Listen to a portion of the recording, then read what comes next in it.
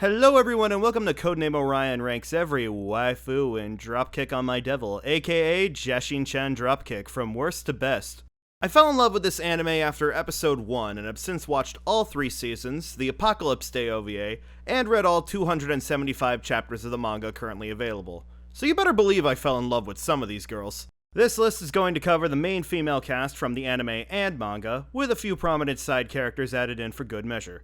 I'll be talking pretty openly about both renditions of the franchise, so consider this a spoiler warning for a slice of life series if that matters to you, which it should because this series is fantastic. We've got a lot of girls to talk about, so let's get going, starting from worst and working our way down to best. Number 27, Daichi. She is literally a child. Next. Number 26, the Tsuchinoko. The Tsuchinoko is one of 2 anime-only characters to make this list, and she's definitely the worst. Ever since her debut in Season 1, she's had no character development and only shows up for filler fan service scenes.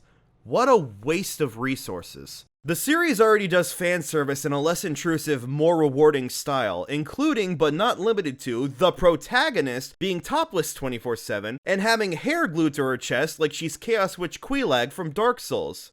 The Tsuchinoko was made to fill a non-existent hole, and in doing so made herself a blemish on the series' foundation. When I started this project, I thought she was an easy bottom pick, but then I remembered, oh right, there's an actual minor in this cast, and had to bump her up a slot.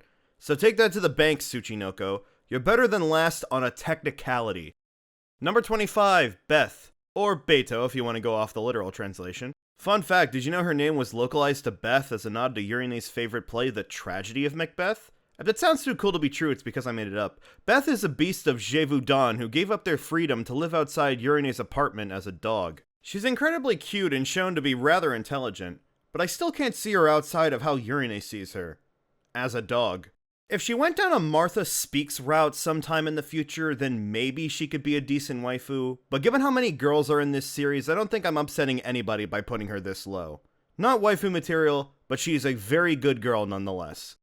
Number 24, Patra-chan. Patra-chan is an in-universe anime character who's referenced multiple times throughout the series, with little detail on her personality. We don't learn much about Patra-chan in Drop Dev, aside from the fact that she seems to get herself into horrible torture scenarios for the amusement of the masses, as seen in her merch. You gotta read Space Pharaoh Patra-chan, a spin-off manga written by Yukio to get more background on Patra-chan's character, where you can learn she's not too bright, overdramatic, and has a sweet tooth for Castellas. It also says that she's in the 3rd grade, so nope. She's a little higher in the rankings solely because I like the idea of making an OC in the Patraverse to pair with her. I envision this dashing rogue foil of sorts who shows up every other episode to save the day or help get Patra-chan moving in the right direction. And this character's name? Caesar-kun. It's perfect. Number 23, the Slime Teacher. She's a slime, she's a teacher, and she shows up a lot more often than you'd expect her to. My admiration for slime girls is very much a case-by-case basis, and unfortunately she's not on my radar. I'd rather not worry about my skin and bones dissolving when I embrace my waifu, thank you very much. I do have a headcanon that she's happily married and the slime child seen in Jashin-chan's class is her kid though. Is that insensitive? Do all slimes look like that? Let's not ask these questions and move on with the ranking. Number 22, the Old Ladies. Again, a surprising amount of cameos in the manga. They don't really have fleshed out characters, so I put them in a shared spot. Between the two, I'll take Miss Tamashiro's inhuman strength at her age over Miss Fujinami's quirk of just owning a bookstore. Number 21, Mei. The self-proclaimed super cop of Akihabara comes with a lot of baggage, and that's not a joke about her tits. Before getting to the obvious, Mei seems to only show self-awareness when she's drinking, which, while relatable, is depressing in the anime and downright dangerous in later chapters of the manga. Though her self-awareness appears to omit the fact that she'll exhibit sociopathic and psychopathic tendencies whenever she sees something cute. She will go to any means necessary to get what she wants, including abduction, murder, and abuse of her power as an officer of the law. And yes, it's kind of fun to imagine what being in a relationship with her would be like, and I'm curious what pet name she'd give me, but she's got too many red flags on display to make that fantasy worthwhile. Imagine we're getting real hot and steamy in bed, and Mei says, "Gah, I love you so much, Hunter." I just roll my eyes and ask, "Oh yeah? Do you love me more than Orochimaru? Or what about the newest member of our family, Hingle McCringleberry?" Assuming she'd let me name some. The cuddle session would come to a halt, she'd get up out of bed, walk out for 30 minutes, only to come back and tell me that one of us is sleeping out on the couch tonight. Number 20, Jeshin-chan. You'd think a half-naked evil god would be able to top the charts in a ranking like this, but Jeshin-chan has more flaws than Fallout 76 did on launch. Before getting into those flaws, I'll quickly list off some of her good qualities. She's a good cook. She's funny and likes making bad puns. Her mindset on not wasting food is admirable, and she genuinely cares about Urine and her friends despite how she treats them. That being said, her tsundere nature has led to her acting against these traits in a similar fashion to a rebellious teen, along with her already existing bad habits. Highlights include a gambling addiction, instantaneous disregard for the well-being of others, a mobile game addiction, amassing copious amounts of debt from the past two addictions, a pudding addiction, and seeing anything lower than her as unworthy of life. Pair this up with the fact that she's a complete idiot and you've got one hell of an anime protagonist. I wanna be nicer to Jeshin-chan, but all the bad she's done can't excuse the good moments she's had. She's the physical embodiment of a what if I did this right now intrusive thought, and her lack of foresight and refusal to learn just makes her not that attractive to me. I'm too good for Jeshin-chan, and she either thinks the same for herself or supports my view that she's a terrible waifu. Read Chapter 7. Number 19, Ecute. She's just as her name states. There are some pretty big parallels between Ecute and Jeshin-chan. Both are blonde daughters of powerful figures in hell, they love using signature punch attacks of middling effectiveness, and are both accosted by dark-haired figures of authority in their everyday lives. Her upbringing as a princess has made her quite immature and snobby, but in the manga it's made clear that she's willing to self-improve with a little outside motivation, unlike somebody else I know. Her vampirism is a bit of a catch-22 for me. Do I have to become Ecute's familiar if I make her my waifu? I'm pretty fond of my humanity. It gives me a null resistance to light attacks. There's gotta be somebody in my audience who gets that joke. Even if rejecting my humanity is a must to make the relationship work, I could think of worse circumstances. I can also think of better ones, but I'm getting ahead of myself. Number 18, Ran and Pandora. Who? In the manga, Urine works part-time at a maid cafe alongside two other maids who go by the names Ran and Pandora. These two are actually Renko and Hikaru from Yukiwa's first original work, Musashi no Sen no Shimai, and have had minor cameos littered throughout Jeshin-chan Dropkick. The manga had 5 volumes and even got a live-action movie adaptation in 2012, and it's baffling to me that despite its popularity, it's barely been touched by translators. Only now, in 2025, does the manga seem to be getting some attention. I used to be only able to find 4 chapters of it. Arguably 2, because the other half are crossovers with Jeshin-chan in the white room you can only enter if you're only wearing your underwear. It's so bizarre because from those chapters, I can easily see the framework of DropDev's formula, and it truly feels like we've been sleeping on a hidden gem. I'm thankful it's now getting translated, but we should have been on this when Season 1 aired in my opinion. What was I talking about again? Oh right, waifus. Don't like Rand's attitude, and in the aforementioned crossover, Pandora references Final Fantasy IX, which implies the fact that she might be a gamer, which is definitely a plus. So, during the editing process of this video, more chapters of Musashi no Sen no Shimai have been released, and I now know that the second co-worker shown in this panel isn't Ran, but actually Yura. I assumed she was Ran wearing a wig during working hours, but no. She's a completely different character that I had no knowledge of since the work hadn't been fully translated. The only thing I know of her is that she runs a thirst trap blog, so I stand by her being below Pandora in the shared spot. I know next to no people would be bothered by this inaccuracy, but you won't catch me spreading misinformation in important videos like this. Number 17, Koji. There is one thing worse than a Yuki-onna. Being an ice devil means that Koji can supply you with as many strawberry and lemon snow cones as you'd like. She also naturally cools down the air around her, which would make her a great partner during the summer months. She's also caring, mischievous, and a lot stronger than you'd think. All good qualities you'd want in a waifu. Though she's this far down because she's one of the youngest looking characters in the cast. I've taken the whole devils live longer than humans plot point into consideration when making this list, and even if Koji is quintuple the age of my grandma, the cast is adamant about how young she is compared to everyone else. That aside, I feel like Koji falls into that category of characters who'd be great to have as a best friend rather than a waifu. She's great, no doubt, but she's got so much competition in the series that I've gotta put her this low. She's still higher than the protagonist, and certainly wins the title of most boopable snoot in the lineup, hands down. Number 16, Ran Ran. The eldest of the Jianxi sisters can be described in one word: basic. And it feels really weird to say that about a girl who's been cursed to be a panda and can revert back to her normal self for 15 minutes at a time by eating strawberry milk candy. The curse has been Ranran's primary gimmick throughout the series, and while it is broken later in the manga, we haven't seen much of what she does with that freedom so far. I can appreciate that she's definitely the smarter of the two Jianxi and is always looking out for her sister, but that's still not a whole lot to go off of considering the other girls she's got to go up against. I get the feeling she could rise up in the rankings after a little more character development, but for now, she's gonna be right here.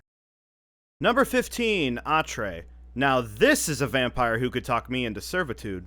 Much like Ekyute, Atre didn't get a lot of screen time in the anime, but in the manga, she is an absolute treasure. Her hospitable nature shines when it comes to the princess, as she's done things like making her coffin after a bath to dressing up as a nurse to incite more blood donations as acts of devotion. If she acts like this for her master, imagine how she'd act for her lover. Atre is also sophisticated in both stature and speech, but that side of her will crumble away like a vampire in a tanning bed when she sees something she likes, which is beyond charming. Pair that up with her beautiful curves and you've got a waifu you can write home about. So, why isn't she breaking out of the bottom half? Well, there's a little detail about her methods of punishing Ekyute that was left out of the anime that I have to take into consideration here. Yeah, I'm not gonna touch that. Number 14, Iron Commando Caretaker. Why doesn't this character have a name? She's got a great design and has interacted with the main cast on multiple occasions. Well, she might actually have one if we dig a little deeper.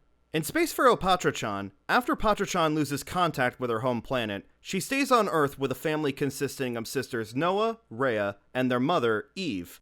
Eve looks just like the Iron Commando Caretaker, wearing the same lion mask apron and having her hair shaded in the same way between the two works. So, is her name Eve?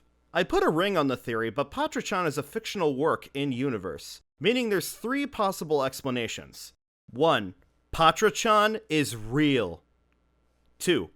Patra-chan is a live-action show instead of an anime, and she plays Eve in the show. 3. It's pure coincidence they look alike. I know this is a tangent and a half, but I feel like you need to ask these questions when considering waifus because just look at her. Even if she isn't Eve, she seems like a maternal, intelligent, laid-back, and free-thinking sort of woman, which makes her incredibly appealing to me.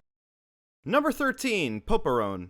Japanese idol aesthetic? Yes. Japanese idol culture? No. Poporon definitely has it the easiest of the 3 fallen angels, having room and board at Genesis Ramen and a successful idol career as a Matsuka Noel. I'm not a big fan of Tsundere's as previously mentioned, but she's definitely grown throughout the series to the point where she's unrecognizable from her initial appearance. The Poporon from chapter 233 is somehow the same Poporon from chapter 66, and I love her for it. Actions speak louder than words with Poporon, and while that might take some getting used to, I'd be lying to say if I wasn't curious to see how she'd treat that special somebody in her life with her mightier-than-thou attitude. I do think her idol status knocks her some points, though. I'm really forward when it comes to showing affection, and know that wouldn't fly with her Noel-chan persona, especially given how the bad eggs in her fanbase act. Still, she placed a lot higher than I expected her to. Also, if you were wondering, her quirk of speaking in third person is done just enough for it to be cute rather than annoying and didn't shift her rank. This will apply to the other 2 characters who share this with her. Number 12, Hatsune Miku. I'm fairly certain that most people in the West only know of this series' existence because of Miku's cameos in Season 3. Which, yes, I admit to being the reason I started watching the anime. But I started at Season 1 and worked my way to Season 3, unlike all you season-skipping heathens just watching for Miku! Tirade aside, Miku's nature as a Vocaloid means she can technically have any personality you'd like. This has been done in interesting ways in works like Unofficial Hatsune Mix, but Nomad decided to go the easy route and make her a carefree spirit who loves leeks. Which is coincidentally my headcanon. It is worth mentioning that she's present in one elementary school flashback as a member of Jashin-chan's class. Does that mean in this universe she's also a devil? Perhaps one of the digital variety? Either way, she doesn't have much going on besides that and the fact that her personal delivery service seems to take precedence over her whole being a virtual idol shtick. I don't know what to tell you guys. Did you expect Hatsune Miku to be the best in a Dropkick on my devil waifu ranking? I wouldn't. Granted, I watched this show for the original characters, so maybe I'm the crazy one. Sorry, had to get one more in. No hard feelings, Miku. Number 11, Yusa. Anime-only fans might be shocked to see how high Yusa's placed, but after reading the manga, I grew pretty fond of her. Sure, most of the products she makes for humans are complete failures, and she ain't the sharpest tool in the shed, but god damn it, she's got a couple of good businesses and makes up for her lack of intelligence with sincerity and wit. One of those successful business ventures is an izakaya, and the idea of getting discounted drinks and bar munchies is too good to resist. And while I made this list on each waifu's individual merits, it's hard to deny that wherever Yusa goes, Koji is sure to follow. The two are practically inseparable, and Yusa will use her superior ice powers to help her sister's friends and harm her enemies. I've already said my piece on how I'd love to be Koji's best friend, so I feel like Yusa would adore having a partner who shares such feelings about her sister. I'm an older sibling too, you know. She's also quite the looker in a swimsuit, and don't get me started on her dark form. I hope the Rebel Alliance arc gets adapted in Season 4 because I'm too curious to see if her hair changes color or not. She'd make top 5 easily if this was a list purely on appearances. Number 10, Persephone II. Kicking off the top 10 is Pei-chan, Pero-chan, Second, or whatever moniker she's going by that day. I find it funny that they made a big fuss over her presence being treated like an afterthought in the anime when she's got just as much screen time in the manga. Sure, the anime didn't cover her half-foreboding introduction or how she taught Jashin-chan the true dropkick, but she was a pretty funny running gag in Season 1 and got her introduction in that season's beach episode. An episode I would argue is the best of that season for multiple reasons. Pero-chan might be incredibly naive, but that naivety blends with her friendliness like chocolate and peanut butter. She was able to break Poperone and Ekyute's tsundere tendencies just by existing. And can you blame them? Look at this girl. I feel like my day's gotten better just from seeing that smile. Though I need to ask an important question. How old is Persephone II? In Season 3, Episode 9, she can't participate in the wine tasting in Furano, meaning she's below Japan's drinking age of 20. Yet Yusa, an adult ice devil who looks like a 15-year-old human, can own an izakaya that carries alcoholic beverages. See what I'm getting at here? Is Persephone II 18 plus? Do devils have different drinking laws? Am I thinking too hard about this? These are all questions I would love to ask her over dinner at Yakiniku Heaven, along with if she wouldn't mind me calling her by her real name because I think it's adorable. What is her real name? I'm not telling you, go read the manga and find out. Number 9, Jashin-chan's mommy. Hey, that's not me making a joke, all the scans I've read translate her name as that. As the newest mainstay character in the manga, Jashin-chan's mommy hasn't had too much screen time, but the time she's had has left quite the impression on me. Take Jashin-chan, strip her of all of her bad traits, add Kansai dialect to her verbal outbursts, some actual boobs, and done. She's exactly how I imagine a grown-up Jashin-chan acting, and it works so well. She still acts on sudden impulses, but I see her doing them with far better intentions than her daughter would ever come up with. I also like how she's using her extended vacation just to get some sushi from the human realm. As an enjoyer of the culinary arts, going on multiple restaurant crawl dates with a woman who knows what she likes sounds delightful. She's definitely paying for her portions though. Also, her latest appearance shows that she's open to cosplay and can change her size at will. +2. Number 8, Lier. In this day and age, God can be whatever they want to be, and in Jashin-chan Dropkick, she decided to be an orphan because nobody would suspect a child. So, to address the elephant in the room, this is a bit of a faith pick because it's established early on that Lier normally has a much more mature figure. I predict there'll be a future chapter where we get to see her true self, or she'll get the ability to swap between them freely, because that's too good an opportunity for this series to pass up. Also, she's literally God. I know having her this high up has broken some of my conventions for this list, but I can't help it, guys. She's too friggin' adorable. The way her stoic mannerisms vanish the moment something cute is involved is far more relatable than I'd like to admit. There's a theory that she only acts this immature because of her current form, but where's the fun in that? You're telling me that God, not a god, God, who we can presume to have a figure akin to these women, is more than happy to gush about a children's anime or enjoy the simpler things in life like a swing ride? Take me to church, amen. And if she gets the ability to adjust her appearance on the fly, imagine all the places you can go with her when you're her +1. I'm talking kiddie coasters, Chuck E. Cheese's, or maybe I could finally get into a goddamn Lego Discovery Center without getting turned away at the door. Yes, I'm still salty about that. Though I want to be clear that I'm older brother material at best and cool uncle at worst. If at any point during our date she slips and calls me daddy, her head is going straight into the nearest wall. Number 7, Pekora. Whenever I think of Pekora, I think of the phrase first is worst. She was the first angel to be introduced and continues to have the worst living situation in the cast by being literally homeless. Despite having only a cardboard box and a holy whip to her name, Pekora refuses to live an impoverished life and has devoted herself to the grind, working multiple part-time jobs and even running a YouTube channel, though she might have some competition in that department. She first opposed help from Urine and the Devils given the whole heaven and hell rivalry, but as the series went on, she grew to accept their help, especially if food was involved. That acceptance led to devotion, and she'll kindly throw herself in harm's way to protect those she loves, on or off the job. She's an amazing girl who deserves to be shown all the kindness in the world, and she'll be forever grateful to you and repay that kindness when you least expect it. I'd be more than happy to have Pekora under my roof so she can focus less on urban survival and more on the everyday luxuries she's been denied. Though I would start labeling my leftovers. There's no worse feeling than going into the kitchen late at night to get 3 slices of a Detroit-style pizza you were saving for a video essay viewing, only to find somebody you love eating them as if it wasn't what they had for lunch. Isn't that right, Dad? Number 6, Kyonkyon. I went into this project thinking that Kyonkyon was going to be neighbors with Ran Ran in the bottom half, but after reading the manga, I learned that I love Kyonkyon. She's Drop Dev's girl next door, always smiling, looking out for others, and following her dreams.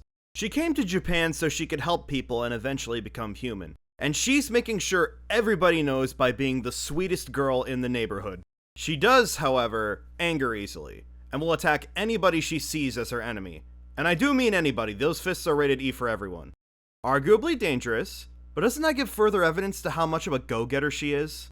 A go-getter with oversized sleeves, bouncy hair buns, detachable limbs, and don't get me started on her chest compartment. The small window on her dress actually houses a pocket dimension that Ran Ran likes to travel in while in panda form. It's never been explained and only jokingly addressed in the series, but I have to know how it works. Can you imagine all the snacks we could smuggle into a movie theater with that kind of power? I also see it as a great avenue to help her get over her fear of sticky rice if I hid some in there while she's sleeping. Here's an actual fun fact. Sticky rice is meant to be thrown at a jianshi as a means to banish it, or to draw out the evil within it. If the latter holds any weight in this universe, it might be the secret to Kyonkyon regaining her mortality. One sticky rice trick later and I'll have snagged the second best human in the series. Number 5, Urine. Oh look, the best human in the series. Now I know what you're thinking. Oh, so you won't do Atre's BDSM but you'll endure Urine's sadism? I'll answer that question with another question. Do you honestly think Urine would do any of the stuff she does to Jashin-chan to a human being? She would, but only to people who have wronged her like that college professor who sexually harassed her. If you look past her sadistic tendencies, she's an average girl who likes gothic clothing, weapons, the occult, and bad puns. As a demon hunter whose only redeeming qualities are telling bad jokes and having a funny laugh, I feel like I have pretty good odds of getting on her good side. And who wouldn't want to be? She looks amazing in whatever she wears, and I have no idea what Jashin-chan was talking about. Girl's chest is the perfect size and way bigger than hers. Might sound cringy, but my favorite feature of hers has to be her eyes. With that beautiful shade of maroon and how glossy they get when she's happy, I'm glad she wears an eye patch or I'd sooner need to use a map every time I look at her. Urine is a wonderful girl through and through, but I'm placing her at number 5 because there's still a chance when I go to break the ice she's gonna hit circle and triangle and cut me to ribbons. Number 4, Persephone. Hades has divine taste in women. After some time as a elementary school teacher, Persephone moved to the human realm to study how human children live at the Board of Education's request, and they couldn't have picked a better woman for the job. There are 2 sides to the Queen of Hell. If you're on her good side, prepare to be shown unconditional love and support like you've never seen before. Get on her bad side, and she'll make you feel like dirt by lowering her voice and putting on the disappointed parent face. And I mean, that makes perfect sense. She's literally the mom of the group, having raised a figurative angel in Persephone II. She'll do anything in her power to help those she loves, and she'll often sprinkle in a bit of mischief just to remind you who you're dealing with. And let's not get started on her appearance. Green hair, deep red eyes, a perfect hourglass figure, and her voice? あら? あなた顔色悪いけど大丈夫? I'll wrap this up by saying what we're all thinking. Peichan's mom has got it going on. Number 3, Pinot. Being the grand prize winner of the Heavenly Baking Contest, you can always rely on Pinot to make you a New York-style cheesecake or a rosy-cheeked lad cloaked in robes of gold. Aside from specializing in my 2 favorite desserts, she's a great chef overall, having prepared potato gratin and even a roast chicken in the manga. Her other talents include looking a lot like Kasane Teto, being able to understand Beth in the anime, and having a body that I'm fairly certain even Yukiwo finds sexy. I'm not trying to be crass, I'm just keeping it real. Looks are of course one thing, so let's look at her personality. Pinot started as a megalomaniac dead set on killing God and becoming ruler of everything. But when God arrived in the human realm, her mindset changed and now she lives in constant fear that Lier is going to kill her and the other angels at any moment. Her only form of solace is overdosing on sugar pills and clinging to Urine whenever she has the chance, since she's the only person who could stand up to Lier's godly might. Now, I might sound crazy in saying this, but I think this is totally salvageable. Pinot needs somebody she can dependably go to when she gets scared, and I think I could be that person. Just imagine how much she'd benefit from having a partner she can vent to. With enough time and consideration, she could overcome her fear of God while still showing affection through clinginess, which I'm all for. I expect this process to take enough time that she'd forget about killing Lier, but in the off chance she doesn't, I think she should get a new hobby to replace her god-killing agenda. Like playing video games. You know what series she might like? Shin Megami Tensei. If this is sounding like I'm saying I can fix her, it's because I am. Number 2, Medusa. You should not be surprised to see her this high up. We all know that Medusa is best girl and far too pure for this world.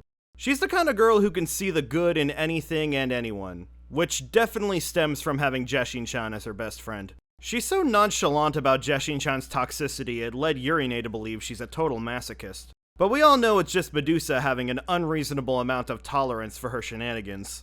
It's a half mystery as to where Medusa's infinite wealth comes from.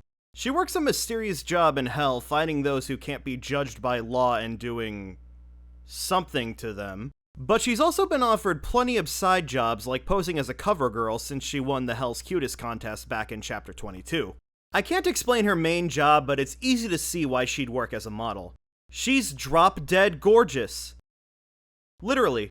A waifu who can uncontrollably make you rock hard in this sense would normally place low. But this is Dropkick on my devil, where petrification is temporary. Plus, there are plenty of ways to mitigate it. The easiest method would be getting one of those bracelets Urine has, but I'd go as far as going to hell myself to find her a functional set of those anti-petrification contact lenses so she can stop wearing her Shia LaBeouf bag in public. Is that a lot of work? Absolutely! But I would do anything for Medusa because she'd do the same for me, and she is 100% worth it. And speaking of 100%, number 1, Minos. Oh my god, Minos. Medusa might be the perfect girl, but Minos is the perfect girl for me. Where do I start with her? Well, she's the only daughter of the head of the Matsuya family, and growing up with her dad and brothers has turned her into quite the tomboy. Her definitely not Yakuza upbringing also taught her to put her friends and family first, and she's the textbook definition of knucklehead in the best way possible. So what if she's not smart? She makes up for it with pure optimism and cheer, and she doesn't even have to wait 6,666 years to make it contagious. Not to mention she's physically fit from working part-time at the local construction site and doing her morning milk deliveries. Still a mystery where she gets all that milk from. Minos is always pushing for self-improvement, and like how she fixed Persephone II's weak constitution, I have no doubt she'll try and bring out the best in me if we were together. A couple of her lesser traits that skyrocket her appeal are as follows. She's a strong fighter. She's good with kids. She plays Yu-Gi-Oh! And above all else, She's a total foodie. Did you know that Minos has her own spin-off manga written by somebody other than Yukiwo? Minos' 100% Beef has Minos going on a bar crawl around Jimbocho with the cast of Season 1, learning about and eating different cuts of beef and lamb and overreacting to how good they taste. It reads like a Jeshin-chan Dropkick x Food Wars crossover, and has artwork and writing that's spot on with the main manga. Can't recommend it enough. Even if you consider it to be non-canon, you can't deny that Minos is the kind of girl to get worked up over a good meal. And that's just another reason to love her. Minos is the best waifu in Dropkick on my devil. And as a bonus for all you manga readers, Chapter 262 only furthers my point. Well, that's gonna do it for this video. I hope you enjoyed it. If you did, you can like, share, and subscribe. Check out my other videos covering games like Ultra Kill, Dead Estate, Faith the Unholy Trinity, Kingdom Hearts, and I Spy. Follow me on Twitch, Blue Sky, and Twitter at Codename Orion, and I'll see you guys next time.